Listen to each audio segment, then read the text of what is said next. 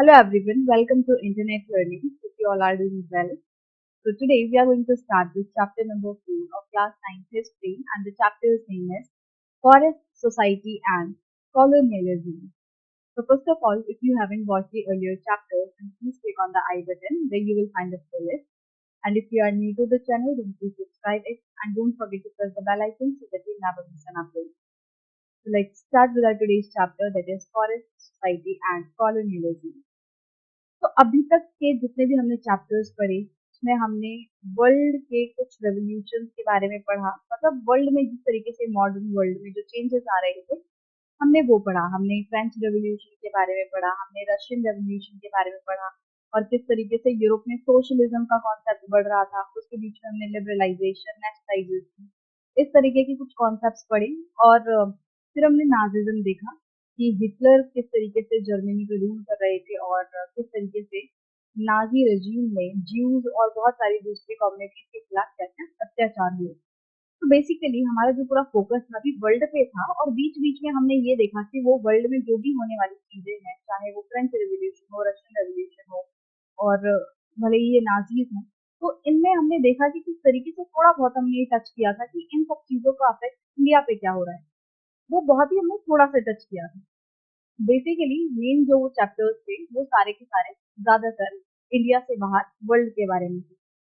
But इस chapter में हम वो सारे रेवोल्यूशन और ये सारी चीजें छोड़ के हम थोड़ा सा अलग जो ट्रैक है वो अपनाएंगे। और इस चैप्टर में हम बात करेंगे फॉरेस्ट सोसाइटी की, कि जब भी हम मॉडर्न वर्ल्ड की बात करते हैं तो हम सिर्फ और सिर्फ इंडस्ट्रीज की बात करते हैं, अर्बनाइजेशन की बात करते हैं, फैक्ट्रीज की बात करते हैं, हम ये सारी चीजों की बात करते हैं और इस सब के बीच में हम ये भूल जाते हैं कि इसके अलावा भी बहुत सारे ऐसे लोग हैं जो कि हमारी सोसाइटी में मैटर करते हैं। जैसे कि जो फॉरेस्ट में रहने वाले लोग हैं, जो ट्राइबल्स हैं, जिनकी लाइफ पूरे तरीके से इन जंगलों पे डिपेंड करती है और उनका मेन स्ट्रीम सोसाइटी से बहुत ज्यादा ताल्लुक जो है वो नहीं होता और उनका अपना ही एक तरीके से वर्ल्ड जो है वो चल रहा होता है, उनकी अपनी ही सोसाइटी चल रही होती है। तो हम ये देखेंगे कि किस तरीके से जो पूरा फॉरेस्ट सोसाइटी है वो मॉडर्न वर्ल्ड में बदलने लगी। जब कॉलोनियलिज्म हुआ उसके वजह से फॉरेस्ट सोसाइटी पर क्या इफेक्ट पड़ा, जंगल और जंगलों में रहने वाले जो लोग हैं उनके ऊपर कॉलोनियलिज्म का क्या इफेक्ट हुआ। तो कॉलोनियलिज्म क्या होता है? तो हमने कॉलोनी पढ़ा है कि इंडिया जो है वो ब्रिटेन की कॉलोनी था। कॉलोनी का मतलब बेसिकली क्या होता है कि जब एक देश जो है, एक कंट्री किसी दूसरी कंट्री पे जाके कंट्रोल करे, इकोनॉमिकली, पॉलिटिकली, इवन सोशली, जब वो इस पूरे एस्पेक्ट से किसी दूसरी कंट्री को कंट्रोल करने की कोशिश करें। आप देखो कि ब्रिटिशर्स यहाँ पे आए थे, ब्रिटिशर्स ने यहाँ पे एक तरीके से गवर्नमेंट सेटअप करना स्टार्ट कर दिया। यहाँ की जो पॉलिटिकल एक्टिविटीज है उनमें इंटरफेयर किया, पॉलिटिकली हम लोगों ने यहाँ पे कब्जा किया, बहुत सारी नई नई पॉलिसीज निकाली, इकोनॉमिकली वो यहाँ पे रूल कर रहे थे। उन्होंने अपनी जो ईस्ट इंडिया कंपनी है वो सेटअप करके रखी थी, यहाँ से वो टैक्स जो है वो कलेक्ट कर रहे थे। और सोशली उन्होंने जैसे एजुकेशन सिस्टम वगैरह है, ये सारी चीजें हमारे देश में इस सबका इफेक्ट पड़ा। तो आप इस एग्जाम्पल से समझ सकते हो कि बेसिकली कॉलोनी का मतलब ये है कि जब एक देश दूसरे पे जाके कंट्रोल करने लगे, उसको अपने अधीन कर ले, उसको अपने तरीके से चलाने लगे, तो हम कहेंगे कि ये जो कंट्री है ये दूसरी कंट्री को अपनी कॉलोनी बनाए हुए है, कि इंडिया जो है वो ब्रिटेन की कॉलोनी था।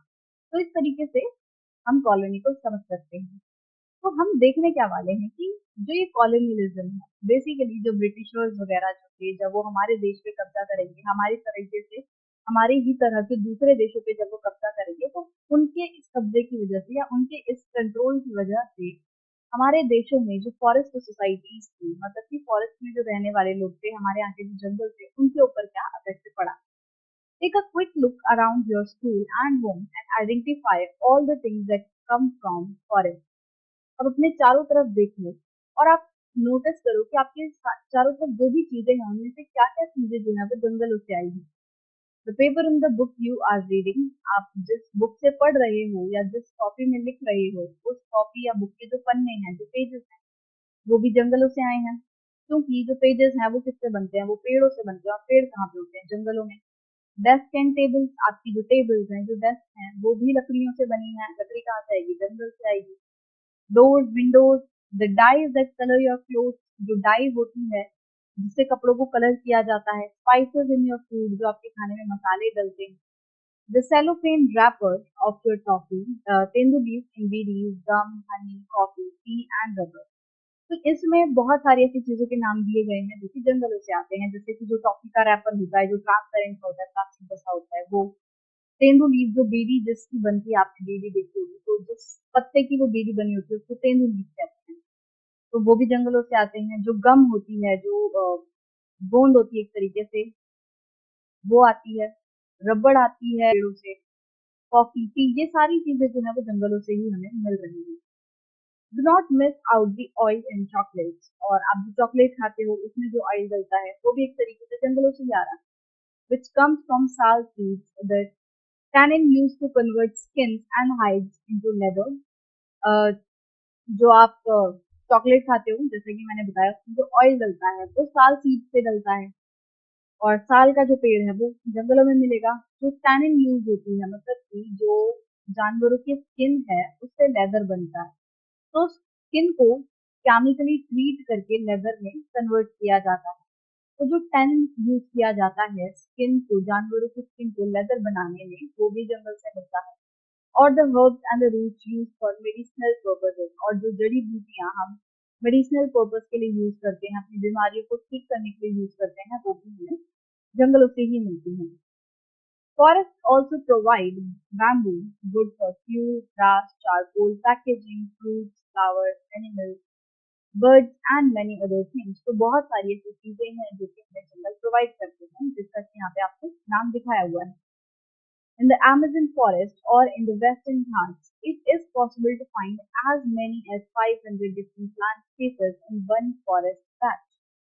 अगर आप घने जंगलों की बात करोगे, जैसे कि रेन फॉरेस्ट वगैरह होते हैं, जैसे अमेज़न के फॉरेस्ट हैं, या फिर हमारे जो वेस्टर्न घाट्स हैं, वहाँ पे जो जंगल है वहाँ पे आपको देखने मिलेगा कि एक फॉरेस्ट जो पैच है, एक जो जंगल की जमीन है, उसपे ही आपको लगभग 500 डिफरेंट तरीके के प्लांट्स मिल जाएंगे, अलग अलग तरीके के, लगभग 500 डिफरेंट स्पीशीज जो है वो दिखने को मिल जाएंगे। इतनी वैरायटी, तो ये कहाँ पे दिख रही है हमें? जंगलों में। A lot of this diversity is fast disappearing. पर दुख की बात ये है कि ये जो इस तरीके की डाइवर्सिटी है, अब वो बहुत ही तेजी से घट रही है। कि मतलब मान लो आज से 50 साल पहले हमें किसी जंगल में 500 तरह के प्लांट स्पीशीज मिलते थे, बट वहीं हम आज देखेंगे तो मान लो 400 तरीके की डिफरेंट स्पीशीज जो है वो रह गई हैं, 100 स्पीशीज लुप्त हो गई हैं। तो इस तरीके की चीजें जो है वो हमें देखने मिल रही हैं कि हमारी जो प्लांट और एनिमल डाइवर्सिटी है वो डिसअपेयर हो रही है, धीरे-धीरे करके लुप्त हो रही है, गुम हो रही है। Between 1700 to 1995, the period of industrialization, 13.9 million square kilometer of forest or 9.3% of the world's total area was cleared for industrial uses, cultivation, pastures and fuel wood। अब 1700 से लेके लगभग 1995 के बीच का जो टाइम पीरियड है, जिसको कि हम इंडस्ट्रियलाइजेशन वाला एरा कहते हैं, अब इस पूरे पीरियड में इंडस्ट्रियलाइजेशन मतलब कि क्या हो रहा है, फैक्ट्रीज वगैरह सेटअप हो रही हैं, बड़ी बड़ी इंडस्ट्रीज लग रही हैं। अब इंडस्ट्रीज को लगाने के लिए जमीनें चाहिए होंगी। अब जमीनें कहाँ से आएंगी? कुछ पे तो लोग रह रहे हैं, कुछ पे तो लोगों के घर बने हुए हैं, बाकियों पे जंगल है। तो इन फैक्ट्रीज को सेटअप करने के लिए क्या किया गया? इन जंगलों को साफ किया गया और वहां पे फैक्ट्रीज, इंडस्ट्रीज सेटअप की गई। तो इस पीरियड के बीच में, जो 1700 टू 1995 का पीरियड है, इसके बीच में लगभग 13.9 मिलियन स्क्वायर किलोमीटर, पूरे वर्ल्ड का जितना भी एरिया है उसका 9.3% एरिया जो है वो क्लियर कर दिया गया इंडस्ट्रियल यूजेस के लिए, मतलब वहाँ पे फैक्ट्रीज वगैरह सेटअप करने के लिए। दूसरा, कल्टीवेशन करने के लिए, खेती करने के लिए भी जंगलों को क्लियर किया गया, काटा गया। पैस्चर, पैस्चर मतलब जहाँ जानवर घास करते हैं, जो गाय भैंस होती हैं, जो चारा चरती हैं, तो पैस्चर एंड फ्यूल वुड, घर में चूल्हा वगैरह जलाने के लिए जो लकड़ी का इस्तेमाल होता है, उनके लिए भी पेड़ों को काटा गया, जंगलों को काटा गया। अब जब इतने बड़े लेवल पे पेड़ काटे जाते हैं और जो जब जब जंगल जो है वो डिस्पेयर होते हैं, खत्म होते हैं, तो उसको हम कहते हैं डिफॉरेस्टेशन। तो अब हम धीरे धीरे करके देख रहे हैं कि इंडस्ट्रियलाइजेशन वगैरह की वजह से क्या हो रहा है, डिफॉरेस्टेशन हो रहा है। और जब पूरे वर्ल्ड में ये चीज हो रही है तो डेफिनेटली इंडिया में भी हो रही है। अब नेक्स्ट वीडियो में हम ये देखेंगे कि किस तरीके से क्या क्या कारण थे इंडिया में ये चीजें हो रही थी। अब हम इंडिया के पर्सपेक्टिव से थोड़ा चीजों को देखना शुरू करेंगे। तो नेक्स्ट वीडियो में हम डिफॉरेस्टेशन और उसके कारण जो रहे इंडिया में ड्यूरिंग कॉलोनियल पीरियड ये चीजें देखेंगे।